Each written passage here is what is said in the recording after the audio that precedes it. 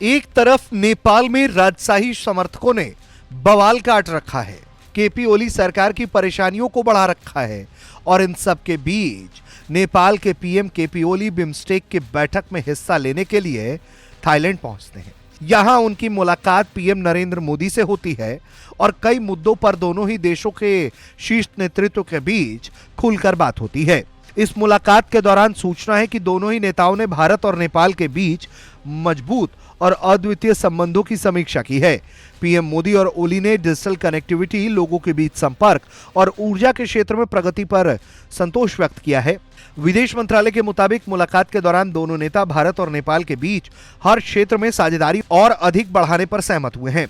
PM ओली ने नेपाल का कार्यभार बीते साल ही संभाला था। उनके पीएम बनने के बाद पीएम मोदी से ये उनकी दूसरी मुलाकात है।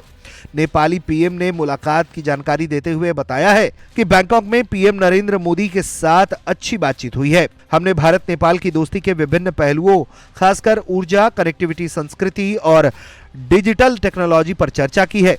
पीएम मोदी ने यह भी कहा है कि हमने इस साल बिम्स्टेक शिखर सम्मेलन के सकारात्मक नतीजों पर भी बात की है, खासकर आपदा प्रबंधन और समुद्री परिवहन को लेकर।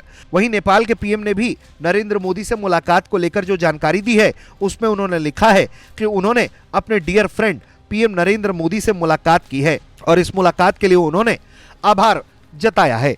दरअसल नेपाल इन दिनों राजशाही की वापसी की मांग से परेशान है। राजशाही समर्थकों का कहना है कि नेपाल को लोकतंत्र ने कुछ नहीं दिया है और वापस से नेपाल को राजशाही की तरफ जाना चाहिए, हिंदू राष्ट्र के तौर पर देश को बनाना चाहिए। इसको लेकर केपी ओली की परेशानियां बढ़ी हुई हैं, क्योंकि पूरे नेपाल के कई हिस्सों में प्रदर्शन होता रहा है और हिंसक प्रदर्शनों ने केपी ओली की परेशानी बढ़ा दी है।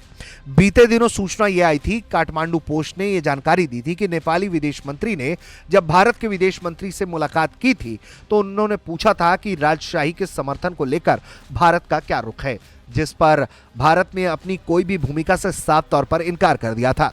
यकीनन इस तरह की चिंताओं को लेकर ओली ने भी पीएम मोदी को अवगत कराया होगा।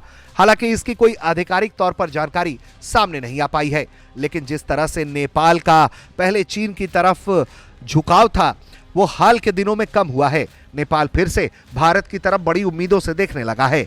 ऐसे में राजशाही समर्थन को लेकर भारत वाकई में क्या रुख लेगा, इसकी तो कोई आधिकारिक सूचना नहीं है, लेकिन यकीनन जिस तरह की जानकारियां सामने हैं, उसमें भारत कभी नहीं चाहेगा कि नेपाल के हालात दिन ब दिन खराब होते चले जाएं। ब्यूरो रिपोर्ट, भारत तक।